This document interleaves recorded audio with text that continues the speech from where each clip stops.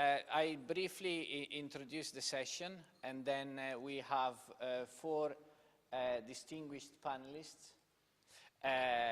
So James Stewart, you know James, and he's also working on with data in a context of the Edinburgh Living Lab.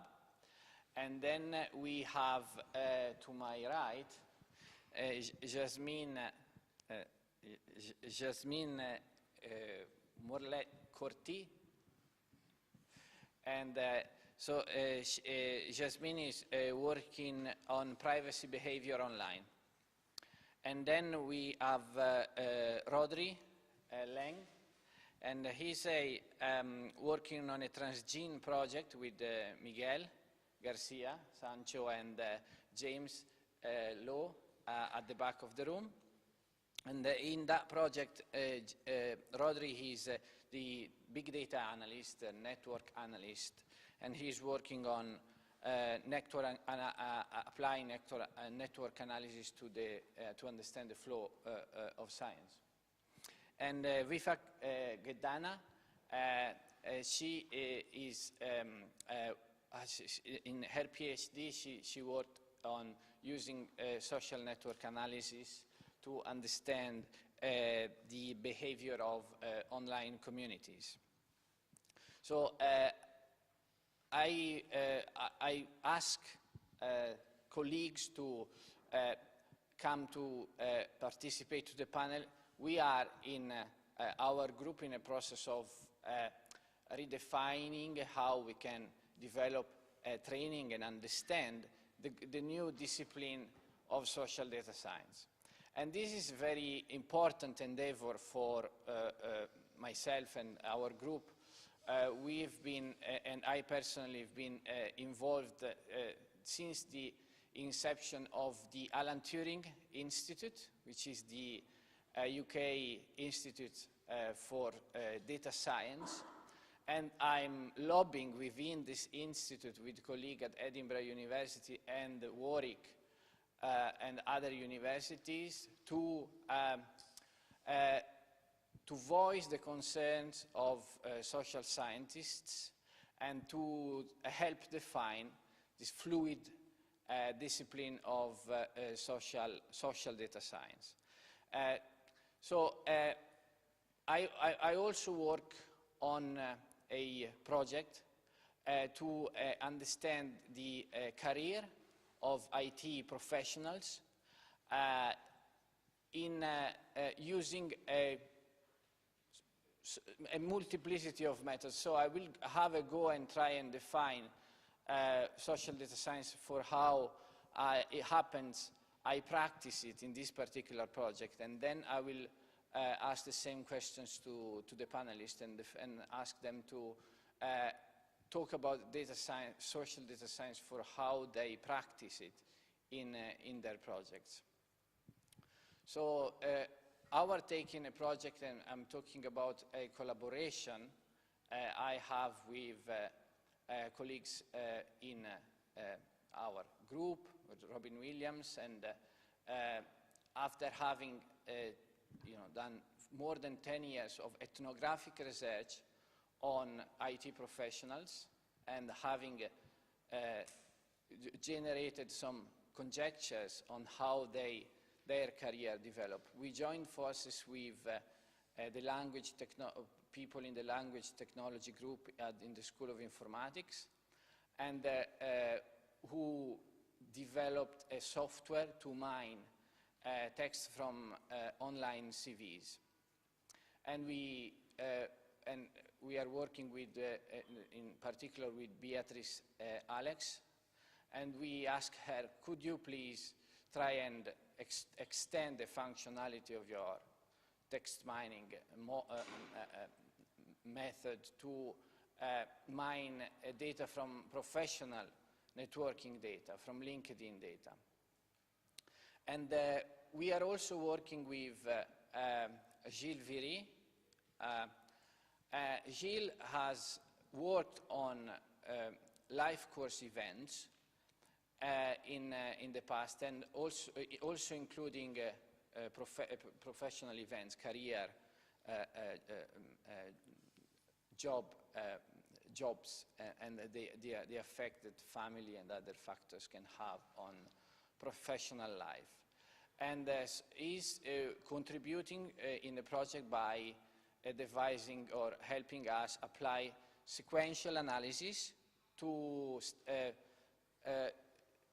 job sequences. So text mining creates the categories, the entities, and then the sequential analysis put them in a string. So we are turning people's career into strings and measure similarity. And we are also working with practitioners. We have a colleague, a PhD student at Edinburgh University, who is an IT professional and comes to the project with his,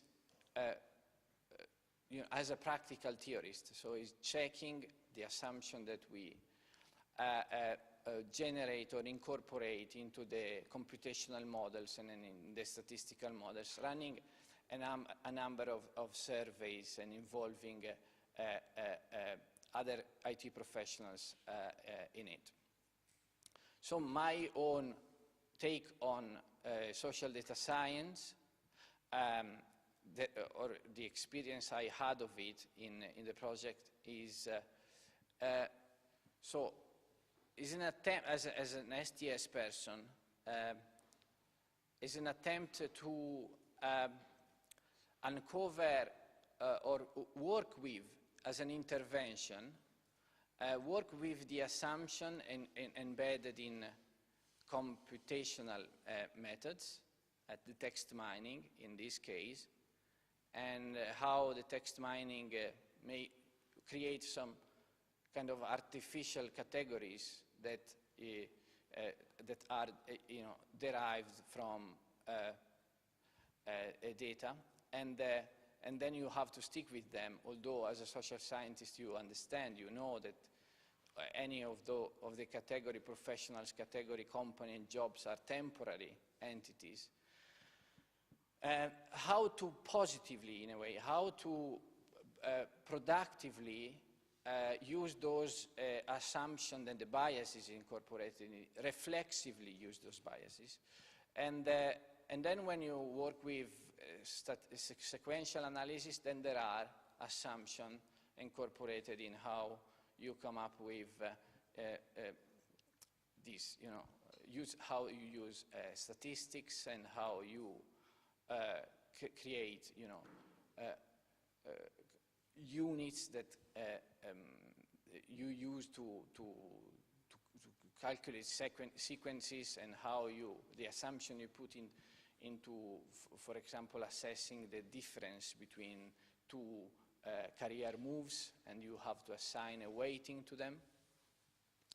But it's also a reflection on how myself as an ethnographer worked on understanding IT professionals' career and our own biases as social scientists or ethnographers. So I always maybe had a preference to interview experienced people, because my assumption is that they can convey or have a deeper understanding of the practices incorporated in that profession.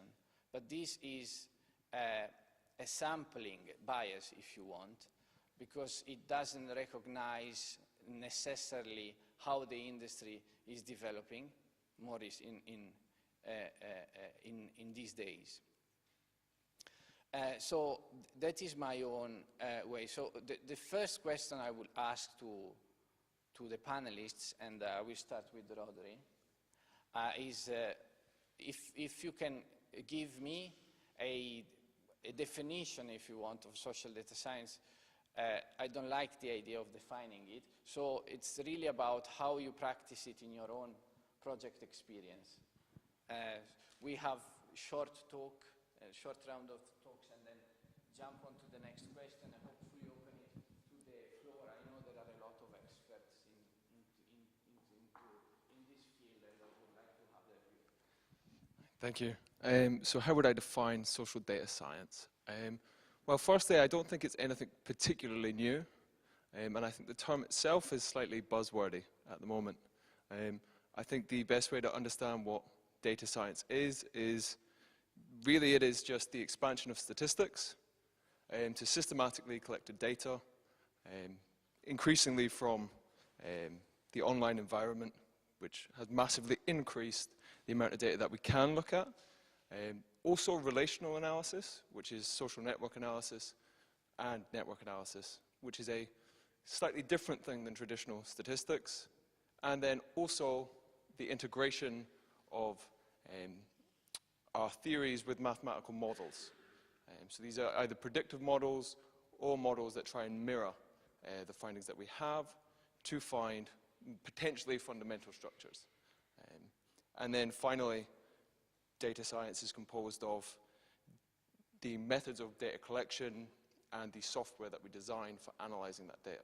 So this is a huge component of data science, and anyone who does a data-driven project will spend the vast majority of their time cleaning and collecting that data. So yeah, data science is mostly mundane in that it is collecting data and finding it and putting it into a format that you can actually analyze. From my own perspective, I may see it as nothing new because what I'm interested in is the diffusion of scientific knowledge, and we have a whole subject area already on this called scientometrics, despite the fact that we may disagree fundamentally with the direction it's decided to head. But most of the observations that I work from are from the quantitative side, Derek de Sola Price, and his pioneering work in the 1960s. And a lot of the groundwork in social network analysis and network analysis and information sciences were laid there in the 1960s. So I don't think it's that new. So that's my definition. What is maybe new is the growing commonality of method between the social scientist, the physicist, and the biologist. So network science in particular, I often talk to people who I don't think that I would understand and do. And so maybe this is what we mean by data science. And social data science is then just the application of that to data that is relevant to the social world. Thanks, Rhodri. And Yazmin, sorry. I was meant to start from you, but then... No problem. Thank you for the invitation. So I have to say I agree completely with what Rodrigo said, because it is a buzzword now, but I have to add the fact that now they're giving a lot of emphasis to visualization of the data. So it's not only how you collect it, analyze it, organize it, clean it, but also how you present it, because many of the people involved in the industry that have to do with data science want to have things in a very simple manner. So visualization is also important. I always have this discussion with friends or people that are related to the field, and they claim that this is like something very new, and in essence it's not. It's just big databases using statistics with computer programs that help you visualize it, analyze it, and clean it as well. From the perspective of what I'm working on, so I'm working from the user's side. So what I'm trying to do is educate users on how their data is being used, because many times most of the literature is US-based, which is a problem, which is one of the issues I have and limitations of what I'm working on. But one of the main issues that users, when they're interacting online in different social media and different e-commerce and different sort of activities, they're not entirely conscious of what their data is, how their data is being collected, and GDPR is trying to a certain measure fix this. How their data is being collected, how it can be used against users or for preferences or for consumption and all these things that we do online. And so I'm trying to address this gap in which I'm not going to change behaviors because that's very difficult to do, but to make people more conscious of what they're doing online. To know that if they're inserting their postcode on a web page, that postcode will somehow be related to them and will be identifiable information. So I'm using mixed methods, which in essence use quantitative methods to address this issue, and qualitative, because I'm going to, in the aspect of privacy, you can't directly ask people about their privacy because people always are more lenient to saying socially acceptable responses, like, yes, I care about my privacy. But in practice, from what is known in the literature, it's not always like this, so people claim to care about it, but there's a paradox in which they don't act like like they claim they do.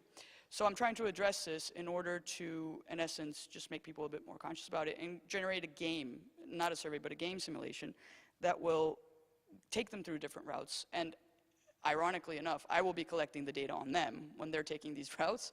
So it kind of makes me a bit of a social scientist. Obviously, there are ethical issues in regard to this, in which I've already addressed, and I don't intend to collect any identifiable information, no PI addresses, nothing that I can actually link identities to, which is one of the things that data scientists try to do, and there's like special concourses on this and certifications on this, and try to be able to identify who is behind that computer, right? Okay, so I think that's in general. Yeah, that's interesting, and I want to kind of point out one of the terms you use, this idea of data cleaning, which in my experience, I kind of feel that I make data dirtier and dirtier as I approach the possibility to analyze them. So it's an interesting paradox, and you know, sometimes what I feel is, you know, we come with this idea of being reflective about our methods in, I mean social scientists in doing ethnographically inspired field work, and it's an interesting exercise to apply the same reflexivity to other types of methods, and especially given that there is a growing commonality of methods across disciplines, as Rhodri mentioned. Now is Wifak, and I would like to hear your own take on this. Okay. So thank you, Gianmarco, for asking me to say something about how I understand social data science. And my take on this is slightly different in the sense that I may have understood the question in the wrong way because I focused on the social rather than on the data science. And for me, social data science is no different from social science. The social is about people, and data is people. So, yeah. But saying this doesn't mean necessarily that I agree with more radical kind of empiricist views that big data is ushering us into a new paradigm shift, and that data talk by themselves, or that we're seeing now the end of theory. So I guess you know this kind of very controversial article Chris Anderson wrote in Wired in 2008, and he claims that powerful computers and large-scale data analytics and mining algorithms are methods that social scientists need to engage with because they change how we make evidence and research more generally. So while it has advantages to think of the internet as one connected database, I think we fairly agree all here that the process of building scientific evidence is political and has also a responsibility to engage with politics.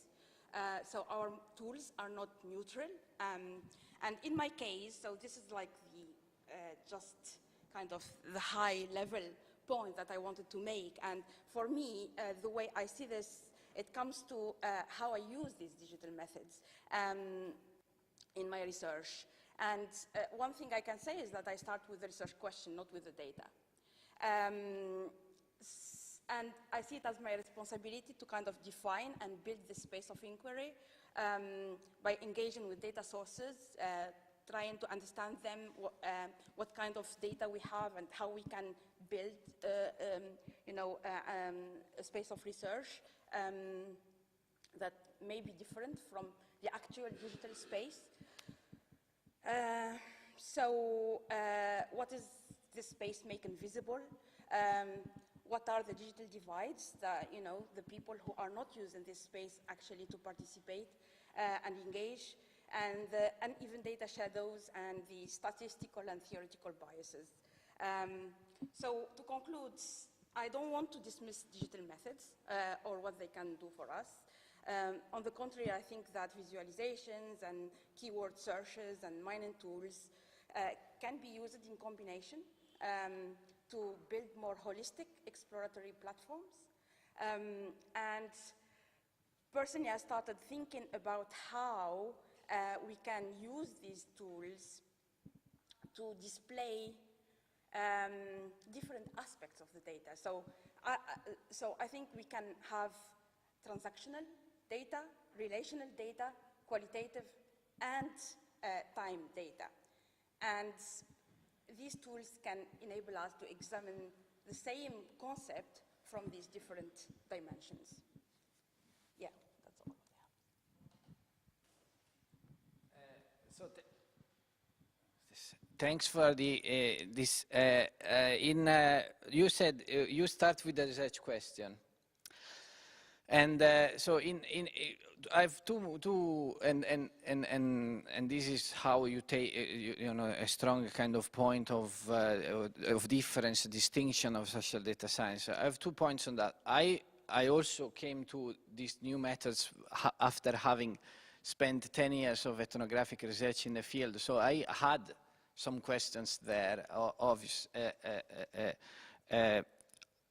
For sure, but I also realized that after data changed shape and a wider view on a different, kind of level of gaze on the phenomenon became available, the question I had also changed, and I started engaged with different debates and different level of the debate in the sociology of profession.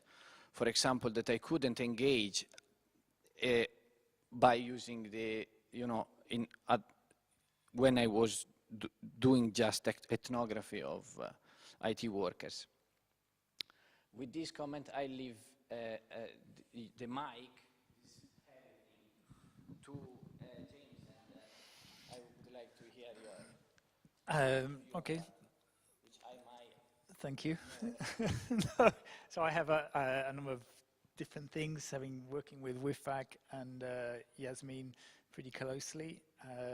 So I'm quite supporting of their different attempts to take this in different directions. Around this concept that John Mark always talks about, social data science, I always say, do you mean social data science, i.e. using techniques to analyze all the sorts of materials that's produced by people, particularly in social media, which is one whole area of digital sociology, is working with this data? Or do you mean social data science, i.e. applying some of the new techniques of coming out of data science in our social research of whatever sort it might be? So there's kind of one question that I have for you. And one of the interesting things about what is kind of new data science and why it may be seen as still different conventional statistics, because it's putting in many new things, and that's why it's kind of given a new name, is that we have things like, the natural language processing or the image recognition, stuff that is not taking data sets created for research, but is taking any sorts of data that we can get anywhere and trying to turn it into something that provides us insights. And so a lot of the tools of conventional statistics are not necessarily applicable because you haven't got a sampling strategy, for example, and you don't know what your baseline is. You may have, the data information on the entire population rather than a sample. So there's all sorts of things going on there, and also gives us kind of abilities to use computers to analyze things like video and huge amounts of text. So this is one of the things I'm quite interested in. If we're trying to do this kind of studies of 10 years of an innovation process where a lot of it is now documented as conversations online, and not just, say, for example, the publication of an article, which is the one data point you have, but actually all the conversations that went into and led up to that publication or that development of a patent or launching of a product, all that is now available to us. But it's, you could spend years and years with an RA or a PhD student going through it. Can we support that more qualitative work with tools that, sort of big data tools that support qualitative research? So that's one angle that I'm interested in. The other area I work in is around, I tend to more talk about data in society. So how has data become this kind of material thing that is now got value and is meant to have, we're saying that we should be focusing on. And this is in the context of, some of you here will know about the Edinburgh and Lothian City Deal, or the Southeast Scotland City Deal, which is a capital spending by the Scottish and UK government in the southeast of Scotland, and it's maybe £800 million, something like that. And the university has got very deeply into it. Part of the plan is to stimulate jobs and economic development through what they call data-led innovation. And so the university have put itself saying, we are the champions of data-led innovation, and we are suddenly tackling, well, what does that mean in different sorts of fields? How is that going to create jobs? And how is it going to attract people to come and live and work and provide better quality of life within this region? So this is a really kind of strange thing. How is this thing called data-led innovation going to happen? Going to do this? So I'm involved in a number of projects. One of them is the Edinburgh Living Lab, but also the public tech hub of the Edinburgh Futures Institute, which is again meant to engage with issues of public services, which may be public or not publicly delivered, and how they can be developed through using new data techniques. Again, this is a beginning of a 10 or 15 year process that the people are trying to work out, well, what does this actually mean? It includes building better roads, improving elderly care services, and everything in between. And so within this process, there's, on the one hand, there's people saying, oh, we have lots of data and we can analyze, we can understand things better. But when you go out in the real world, you find there's no data, or you just can't get it. So a lot of things I'm interested in is how do we kind of unlock data and then understand how it can be turned into different sorts of evidence, how it can be put into political processes, how it can be brought into academic studies, and how it can be turned into the tools that people would use in their everyday life, running their businesses or providing public services. So there's kind of a multi-level game where there's a promise for data and about the world, but how is that actually realized, and what are the sort of socio-political processes that go in behind that? So how is information that's kept in various places, how is that, we talk about being released, and is it released by law, is it released by computation, is it released by giving people skills? And we ran 2 workshops in the last week, one called Data in the City, where we've actually, after about 3 or 4 years now, we're getting, managed to get rooms full of people, partly from the city organizations, and partly from the university, to talk about, well, what are the sources of knowledge and information about things going on in the city that we could unlock, or we could develop, or we can use new technologies such as sort of citizen science or sensing or IoT, Internet of Things, to collect new sorts of data in areas where we have kind of huge gaps, because at the moment policy decisions and political debates are around areas in which there's no knowledge, or it's all anecdotal. And how can we at least create some more kind of stronger kind of material information and knowledge elements to engage with? So these may include things like visualizations. These may include lots of information about things that affect our everyday lives, that is currently not public and is not is very hard to challenge, and most people don't have the skills to turn different sorts of information into evidence that can be taken into a political decision-making process. So this is one of our jobs, is how do we do that? I've got a project at the moment I'm trying to get off the ground, is how do we share data about mobility? How do you unlock data from companies, from public services, from research that can be shared and used by the different stakeholders to try and develop either their businesses or their research or their understand policy options. And it's very kind of slow process of trying to even make this raw material, this data, something that may or may not do useful work. The second workshop we ran was called Community KPIs, and this is essentially the topic of how in public sector and in businesses we use data to produce metrics and indicators that are really powerful. And the whole process around doing that, and the expertise and the political negotiations around what counts. So when data turns into kind of these political objects, that is it's a fascinating topic for me anyway. Okay, thank you. Now I want to open the discussion to a second issue, which is so for PhD students and for lecturers, how do we provide the training necessary for our students and to be comfortable with working with different methods, depending on the subjectivity of the researchers, depending on the research object.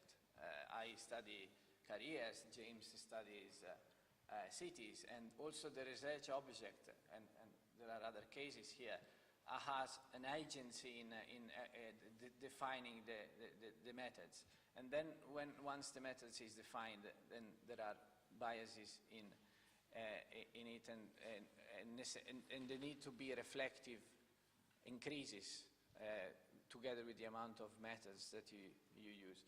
So how do you think, in your view as a PhD student, where do you think that the major gaps in training are, and where do you think, or do you think that STS has a particular take on training in social data science? What would STS contribution be? Okay, so what would I think was the most important skill to have, but there is lack of training? Performing analysis in R, or something in which you have to code. This is a kind of prerequisite to being able to do quite a lot of data science. You really need to be able to understand that, to be able to understand the more kind of complex and how things are designed. So I think it would be a very good thing to have as a school, as a kind of what is involved in creating the programs that we use, how do we parse data, how do we systematically collect data. These are all really important questions if we want to understand quantitative analysis anyway. And I think the school-wide, I don't think statistics training is strong enough. Definitely not. I think most PhD students will have one introductory statistics module, which isn't adequate, especially with the growing emphasis on statistical material again. What do I think STS particularly can add to it? I think by understanding how we classify things, if we understand how they're being done, we can probably question them more. We can maybe point out the biases particularly well that may be inherent in the processes that are currently being used. I also think that scientometrics, again, despite the fact I disagree entirely with the whole ranking system of individuals and institutions by citations, teaching the solo price and stuff is incredibly important. I mean, this is the kind of foundation of library science, and this comes from science and technology studies. And especially its influence on network science today. So Barabasi and his popularization of network science in 2000, a lot of those observations come from de Sola Price. So we can feel comfortable in that his observations came from the scientific literature. So we know that there's a whole hotbed of stuff to look at. I know that that's definitely the case. A lot of the data sources around the scientific literature, Web of Science, Scopus, are extraordinarily good. You won't find data sources as good as these in most areas of social inquiry. So we can be teaching systematic searches, how to use the databases that are currently there, why science is particularly fruitful for applying these types of analysis. So that's what I think. Yes, thank you. So I hear the term bias, coming up a lot, and I am a bit uncomfortable with this because we really, I think, need to make an effort and empirically make accountable what bias is in computational methods, statistical methods, and there has been a tradition in the social studies of statistics, and Donald did some research on that, and Randall Collins as well. So I think that there is a tradition in STS to try and make these biases accountable by exemplifying them in how we undertake our research activities. And so it's a claim for more research on that anyway. So back to Yazmin and your view on how we can do better in training. So essentially, I've systematically observed a constant fear of statistics in social sciences. It's here. I've seen it in several places to be able to speak about it, and I don't know if it comes from primary school and maths or where the origin actually starts, but there is a fear of it. I think the university is trying to some extent to diminish this fear, but it's not being very accomplished in it. I see it in bachelor undergraduate students that have to take stats as a mandatory course, and they're just scared. They continue to be scared when they make it up, if they make it up to grad school, etc. I don't think there's enough training in it. As Rhodri mentioned, there's like only one mandatory course, which you can also opt out of somehow. I think we have to emphasize on it, and we have to approach it in a not, because it is math, but it's simple math. It doesn't go beyond simple math. And many people, they just see numbers and they get very, very stressed about it. I agree with the programming issue of this. With the social aspect, one of the issues of that I've encountered is that if I'm doing an interdisciplinary project, which I am, and I'm using statistics, which I am, and I know statistics, but I don't know programming. And I don't have enough time to learn programming. I know some are, but not enough to actually code like a whole thing on it. And I think that even if the university does provide resources on this, there's workshops on it, they do it through the informatics forum, through digital scholarship. It's not enough to go to one workshop to be able to do these kinds of things, and that is impacting on the way we need to find other sort of solutions to the things that we're trying to study and in which methods we're using. In my particular case, I've decided to not learn programming because it's just going to take too much time that I do not have. We're going against the clock as PhD students, so that's an issue. And I'm trying to find an alternate way of filling in this gap through funding, et cetera, that does not involve me having to learn it. I know some generalities of it because when you sit down and try to code something, you sort of need to know what you need in order to ask for it. So that's one of the things that maybe we can work on. And in general, there are options that we can access. We just need to be very informed on what's going on in our sort of areas of study and look for summer schools, workshops, etc., and try to get as much sort of knowledge on these packages that we can, and that's in the technical sense. In the more methodological issue, in my particular case, I'm studying something that's very interdisciplinary. So I'm looking into privacy, which involves data protection law.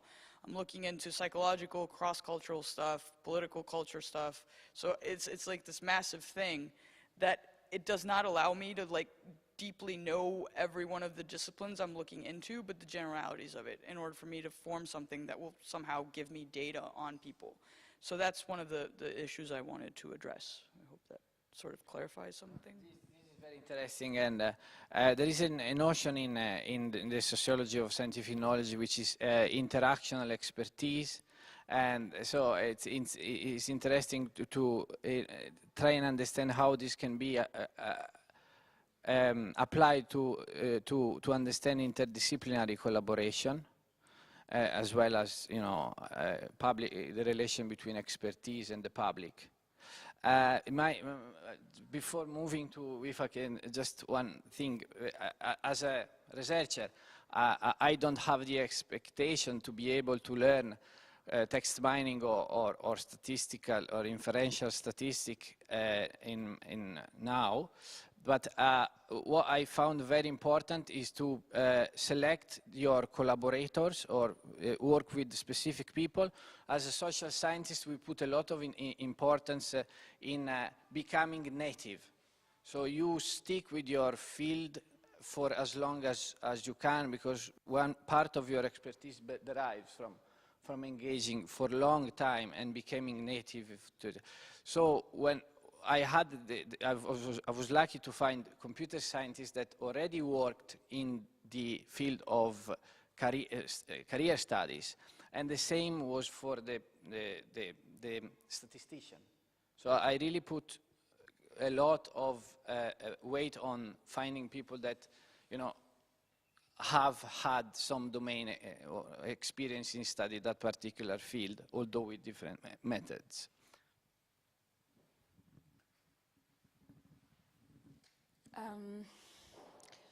So what are the gaps in training in STS? So I think what I want to say kind of connects with this notion of interactional expertise, and it's about what ways we can think of that support this ongoing dialogue between disciplines and tools, because for me that's what is lacking, not the tutorials, not the tools, because we get all sorts of training around this. But then how to think of these tools in terms of particular generic questions or particular interests that certain fields are set to examine. So I think that's kind of lacking behind. So this stronger emphasis on methodologies hand in hand with tutorials and kind of steps on how to use visualization tools and analytics tools, Google Analytics tools, and so on. And also giving people, participants and students the space to do this, to experiment with these tools, because once you learn how to use something, it doesn't necessarily mean that you're able to answer your question. You're still kind of engaged in playing around and developing kind of a sort of learning curve of trials and error. So maybe James can talk about this in terms of these living labs that experiment with data and try to understand creative ways of creating evidence and indicators. In my research, I studied online communities of open source developers and open source users, and also the management groups and organizations that kind of facilitate the process between developers and users. And so the notion of participation or online participation was kind of key for my research. And And the space of engagement is kind of online, using all sorts of tools that open source developers like GitHubs and for code versioning and other tools for coordinating, interaction. So for me, so what should I? So the question was like, which space should I focus on? And so while like in a media space, I can get more data about transactions, like how transactions of interactions, so frequencies of likes or frequencies of posts that can translate into descriptive statistics and can tell you something about if you want to measure how much groups of people are involved in one particular activity or another. You can think about kind of plotting interactions between different actors, so to know who knows who and who relates to who, and then kind of create an analytical diagram of influence among participants. You can also associate participants with, artifacts, so sort of hybrid networks where you plot kind of epistemological concept with participants who are associated with them. And then you can also analyze this longitudinally, as long as you have data that kind of flows over time. So all of these are what I call different aspects or dimensions of the same data or the same concept, and they kind of answer different questions. So I think, it is interesting to kind of engage with these dimensions, to think about what exactly we're trying to answer and also how these can work together. So, so more kind of courses or training that cut across models and kind of establish this dialogue between the discipline and the tools. So yes, thanks a lot. You point out to the role of methods, and there is a tradition in STS, John Law and others, talking about the social life of methods. So going back to Donald's work on statistics, behind the statistics, there are cognitive interests behind the statistical models, but how can we productively engage with them and have them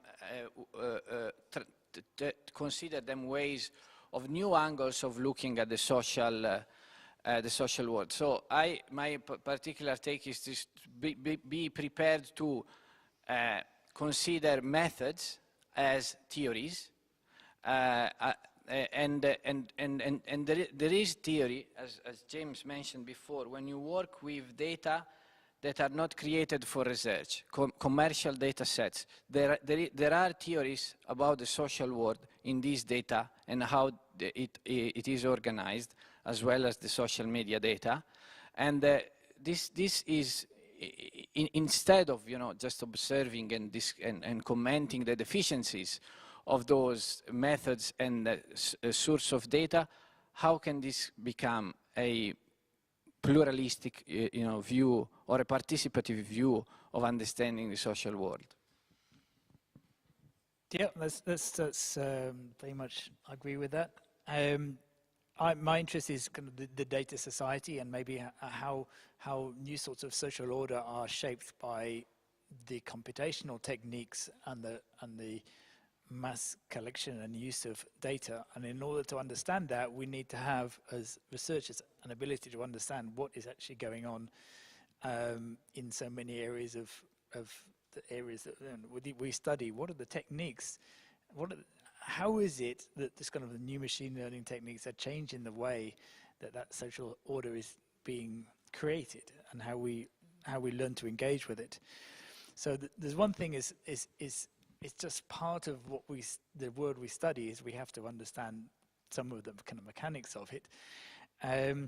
As STS researchers, if we're working in teams, as well as using the data ourselves, we have a big role, I think, around being critical of the sorts of data that's being put into the computational processes and how that's being used. I'll be asking the questions about how and why it was created, how it's given a certain value, and this comes, a lot of this is around the ethics of data, and there's a lot of demand for the moment to people to provide insights and find ways of thinking about that are practical and not just kind of theoretical ethics. So there's a whole opportunity in lots of different fields for that sort of work. And you know, it's a understanding the computational processes that are part of society now, and how we engage with them. Back to kind of more concrete skills that we might want to be learning. Yes, being able to engage with economic data and produce models that we can use to kind of get the insights that, you know, that maybe Donald's talking about. How to download and get social media data. These are kind of basic skills now. How to use crowdsourcing and citizen science techniques. But also the big tool that has come out in the last year that we all should be having a look at is these general machine learning platforms like TensorFlow, which with 10 lines of code, you can be producing incredible types of insights and visualizations that in a totally different scale of tool. You're not talking about SPSS as a tool. We're moving to a different domain, and we all should be kind of becoming familiar with what you can do that, and what, with particularly all this kind of documentary material that we gather in our research, how these tools can completely change the way we engage with that, and how they will complement our both qualitative and quantitative work in ways that are only just emerging. So the digital scholarship program in the college is starting to develop some of this. There's a lot of one-day courses, but they're also trying to open up all the term-long courses that are taught in different departments to staff and students who want to develop those expertise. And it's just kind of thinking about how this stuff, how do we have many new opportunities now to move away some of the old techniques and move on to exploring what are the new ways we can engage with the world and the representations of it and the way that computation is part of our lives now.